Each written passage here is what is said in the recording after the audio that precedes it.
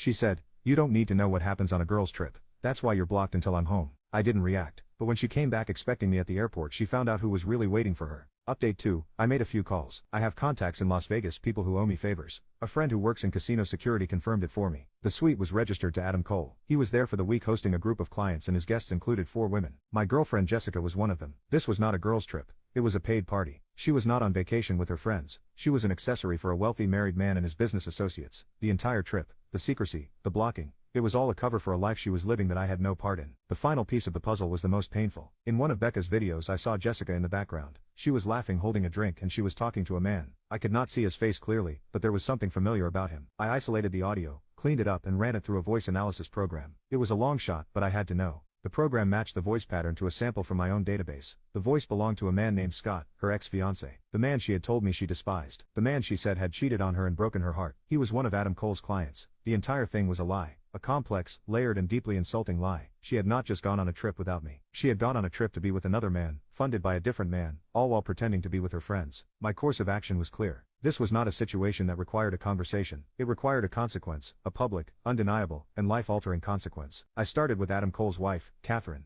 I ran a background check on her. She was a respected pediatrician, a mother, a woman who seemed to have no idea what her husband was doing on his business trips. I did not contact her directly. That was not my place. But I compiled a file, a neat digital package containing the flight plan of the private jet, the hotel suite registration, and the photos from social media, including the one showing her husband with Lauren. I sent the file to a reputable divorce attorney in her city, along with an anonymous note. "You might want to show this to your client, Catherine Cole. It seems her husband's business trips are more eventful than she knows." Next, I dealt with Scott, the ex-fiancé. He was a real estate developer. He was also, according to public records, in the middle of a messy business dispute with his former partners. I have a friend who is an investigative journalist. I sent him an anonymous tip about a real estate developer who funds his lavish lifestyle and his trips to Las Vegas with other people's money. I included Scott's name and some details about his business dealings that were not hard to find if you knew where to look. Finally, I prepared for Jessica's return. She was due to land on Sunday afternoon. She had texted me from a friend's phone a few days ago. A brief, cheerful message. "Having so much fun, can't wait to see you. Pick me up at 3 p.m. on Sunday. I will unblock you when I am on the plane." I replied with a simple, "Okay." She was expecting me. She was expecting a hug, a kiss, and a quiet drive home where she would tell me a series of carefully edited stories about her trip. She had no idea what was actually waiting for her. I found the one person who had more of a right to be at that airport than I did. It took me 2 days of solid work, but I found her. The live-in girlfriend of Scott, the ex-fiancé. Her name is Emily. She is a school teacher, and she had no idea her boyfriend was in Las Vegas. He had told her he was at a wellness retreat in Arizona with no cell service. I called her. It was the hardest call I have ever had to make. I told her who I was, and I told her what I had found. I sent her the evidence, the audio file, the pictures, the hotel information. She was silent for a long time. Then she started to cry, but after the tears came the anger, a cold, hard anger that matched my own. I told her about